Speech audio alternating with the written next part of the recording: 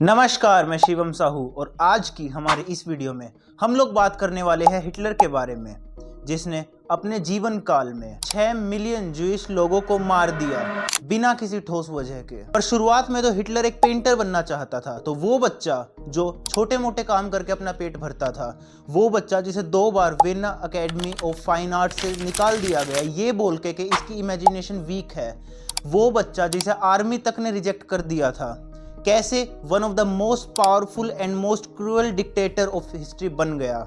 आज की हमारी इस वीडियो में हम लोग इसी बारे में बात करने वाले हैं, तो आइए शुरू करते हैं हमारी आज की इस वीडियो को।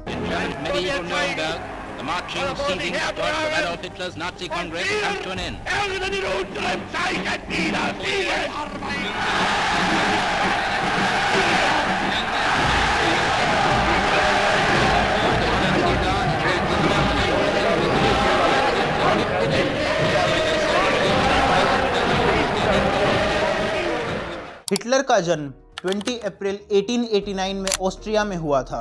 उनके पिता अलोइस हिटलर जो कि एक कस्टम सर्विस ऑफिसर थे और उनकी माता क्लारा हिटलर जो कि एक हाउसवाइफ थी। हमारी रिसर्च के अकॉर्डिंग हिटलर की अपने पिता के साथ बचपन में नहीं बनती थी। रिटायरमेंट के बाद उनके पिता विद फैमिली लिंज जो कि ऑस्ट्रिया की कैपिटल है में शिफ्ट हो गए और उसके बाद वो वहीं पे रहने लगे। फिर 1903 में हिटलर के पिता का देहांत हो गया और इसके बाद हिटलर की फैमिली को हिटलर के पिता की पेंशन, क्योंकि वो गवर्नमेंट ऑफिसर थे, गवर्नमेंट कस्टम सर्विस ऑफिसर थे, उन्हें उनके पिता की पेंशन मिलती थी जिससे उनका गुजारा चलता था। लेकिन इसके 4 साल के बाद ही हिटलर की माताजी का भी देहांत हो गया 1907 में। According to our research Hitler अपनी माताजी के देहांत के बाद काफ़ी अकेले रहने लगे थे। उन्होंने अपने आप को बाकी सभी से इमोशनली आइसोलेट कर दिया था और पूरे दिन अपने रूम में अकेले रहते थे, और ये चीज़ आगे चल के उनकी पर्सनैलिटी को काफ़ी ज़्यादा इफेक्ट भी करती है। हिटलर का ओरिजिनली ड्रीम था आर्टिस्ट बनना, स्पेसिफिकली पेंटर और आर्किटेक्ट बनना। इसीलिए 1907 में ही उन्होंने Vienna academy of fine arts में अप्लाई भी किया, लेकिन उन्हें रिजेक्ट कर दिया गया। इसके बाद अगले ही साल उन्होंने दोबारा से अप्लाई किया सेम अकेडमी में, लेकिन उन्हें फिर से रिजेक्ट कर दिया गया। अकेडमी के इवेल्युएटर्स के अकॉर्डिंग हिटलर की आर्किटेक्चर पेंटिंग अच्छी थी, लेकिन उनकी आर्टिस्टिक इमेजिनेशन वीक थी। 2 बार रिजेक्शन के बाद हिटलर वियना में ही गरीबी में रहने लगा और अपना पेट भरने के लिए छोटी मोटी जगहों पे काम करने लगा। 1913 में हिटलर ने ऑस्ट्रियन मिलिट्री के लिए भी अप्लाई किया, लेकिन फरवरी 1914 में वहां से भी उसे फिजिकली अनफिट बोल के रिजेक्ट कर दिया गया। पर जब वर्ल्ड वॉर 1 स्टार्ट हुई तब हिटलर को दोबारा अप्लाई करने पे जर्मन आर्मी में ले लिया गया एज अ मैसेंजर। हिटलर का काम था लीडर से फ्रंट लाइन तक कोई भी संदेश पहुंचाना, जिसमें वो इंजर्ड भी हुए वर्ल्ड वॉर के दौरान, और इसीलिए उन्हें दिसंबर 1914 में आयरन क्रॉस मेडल भी मिला, जिस पर हिटलर अपने पुराने मकान मालिक को लेटर भी लिखता है, ये बोलते हुए कि ये उसकी लाइफ का बेस्ट दिन है। पर 4 साल बाद 1918 में जर्मनी वर्ल्ड वॉर 1 में हार गई, जिसकी वजह से उसके ऊपर काफ़ी हार्श रूल्स इम्पोज हुए और उसे ट्रीटी ऑफ वर्सेल्स भी साइन करनी पड़ी। इसके साथ जर्मनी को और भी कई चीज़ों का सामना करना पड़ा, जैसे penalties, heavy territory loss, military restrictions और इकोनॉमिक कोलैप्स। यहाँ से चीज़ें बदलने लगी, लोगों में बात फैलने लगी कि देश को अंदर से बिट्रे किया गया है। ये स्टैब इन द बैक का प्रोपोगेंडा पॉलिटिशियंस और मिलिट्री लीडर्स ने भी प्रमोट किया और बाकी सभी लोगों को ये बताया गया कि देश को अंदर से बिट्रे किया गया है। आगे चल के हिटलर ने भी पब्लिक सपोर्ट पाने के लिए इसी प्रोपोगेंडा को यूज किया था। Du, meine Arbeit für richtig hältst, ob du glaubst, dass ich fleißig gewesen bin। 1920s का टाइम था जब लोगों में अनएम्प्लॉयमेंट बढ़ने लगा और देश में इन्फ्लेशन काफ़ी ज़्यादा बढ़ने लगी। महंगाई इतनी ज़्यादा हो गई कि लोगों के पास कुछ खाने के लिए नहीं बचा, कमाने के लिए कोई रास्ता भी नहीं बचा।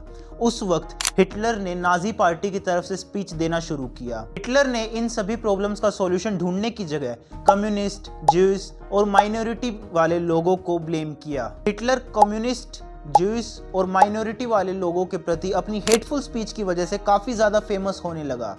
इस वजह से हिटलर को मीडिया कंट्रोल भी मिला। फिर हिटलर मीडिया, पोस्टर्स, फिल्म्स और रेडियो की मदद से अपनी आर्यन रेस आइडियोलॉजी को प्रमोट करने लगा। हिटलर का मानना था कि आर्यन रेस वाले लोग सबसे सुपीरियर होते हैं और उनके अलावा जितने भी बाकी लोग देश में हैं उन सभी को मार देना चाहिए। अपने इसी प्रोपोगेंडा की वजह से लोग हिटलर को as a saviour, as a रक्षक देखने लगे और 1933 में हिटलर को चांसलर ऑफ जर्मनी भी डिक्लेयर कर दिया। इसके बाद 27 फरवरी 1933 में रिस्टैग बिल्डिंग, जो कि पार्लियामेंट ऑफ जर्मनी थी, हिटलर ने उस बिल्डिंग को आग लगवा दी और इस पूरे कांड को रिस्टैग फायर नाम से जाना जाता है। इसके बाद हिटलर ने ओपोजिशन पार्टीज को बैन कर दिया, पूरा मीडिया कंट्रोल अपने अंडर ले लिया और कई सारे इमरजेंसी लॉज भी डिक्लेयर किए। अगले ही साल 1934 में हिटलर अपने आप को एब्सोल्यूट डिक्टेटर डिक्लेयर कर देता है जर्मनी का। डिक्टेटर बनने के बाद हिटलर ने ज्यूइश लोगों से उनके सारे सिविल राइट्स छीन लिए, उन्हें कहीं भी जॉब देने से मना कर दिया गया और उन्हें किसी भी तरह की मदद नहीं दी जा रही थी।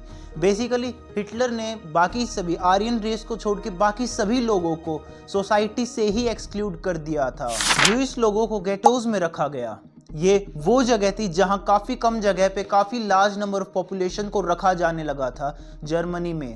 इसकी वजह से इस जगह पे सैनिटरी कंडीशंस काफ़ी ज़्यादा ख़राब हो गई थी। इसकी वजह से लोग बीमारियों से मरने लगे, प्लस इन जगह पे रहने वाले ज्यूइश लोगों को खाना नहीं दिया जाता था, इसलिए लोग भूख से भी मरने लगे और इन सब की वजह से लोगों की मास किलिंग स्टार्ट हुई। हिटलर ने ज्यूइश लोगों पर मास शूटिंग कराई, जिसकी वजह से काफ़ी सारे लोग मर गए। जो बच जाते उन्हें ज़बरदस्ती ट्रेन में भर के किलिंग सेंटर्स में ले जाया गया। इस किलिंग सेंटर को कहते थे एक्सटर्मिनेशन कैंप्स। इन कैंप्स में काफ़ी सारे गैस चैम्बर्स बना रखे थे। ज्यूइश लोगों को यहाँ पे ले जाया जाता था और फिर इन चैम्बर्स में पॉइजनस गैस छोड़ी जाती थी। जहरीली गैस जैसे ही उनके अंदर जाती थी वो सभी लोग धीरे धीरे मरने लगे। According to a raw data, dictator बनने के बाद हिटलर ने 6 मिलियन से भी ज़्यादा ज्यूइश लोगों को मार दिया था और इसके अलावा कितने millions of soldiers and civilians भी मारे गए। ये सब हुआ हिटलर की पर्सनल हेट और रेसिस्ट आइडियोलॉजी की वजह से। यहाँ पे गलती उन लोगों की भी है जिन्होंने उस टाइम प्रोटेस्ट नहीं किया, जिन्होंने उस टाइम रेवोल्यूशन नहीं की, लेकिन इतने सारे सोल्जर्स के आगे और रेवोल्यूशन करने वालों को भी सीधा मार दिया जाता था। आज भी गलती सिर्फ उसकी नहीं होती जो गलत करता है, बल्कि उनकी भी होती है जो गलत होने देते हैं या चुपचाप गलत सहते रहते हैं। Now concluding with an ancient example, Mahabharata के टाइम भी जब भीष्म पितामह गलत के खिलाफ कुछ नहीं बोले और सभा में चुपचाप बैठे रहे, तब सजा तो अंत में उन्हें भी मिली थी और 58 दिनों तक उन्हें भी मृत्युशैया पर लेटे रहना पड़ा था। आज की हमारी इस वीडियो से हम ये समझ सकते हैं कि यदि किसी गलत चीज़ को शुरू में ही नहीं रोका गया तो एक छोटी सी चिंगारी भी आगे चल के आग लगा सकती है। हिटलर की पर्सनल हेट, हिटलर की पर्सनल रेसिस्ट आइडियोलॉजी की वजह से 6 मिलियन 7 मिलियन से भी ज़्यादा लोग मारे गए। अगर कहीं भी कैसी भी सिचुएशन में आपके साथ कुछ गलत हो रहा है तो उसके खिलाफ आवाज़ उठाना बहुत ज़रूरी है। ये आवाज़ ही आपकी ताकत बन सकती है। With this concluding our today's video, आज की हमारी वीडियो आपको कैसी लगी वो हमें कमेंट में ज़रूर बताएं और आप अगली वीडियो किस पे चाहते हैं वो भी हमें आप कमेंट में बता सकते हो।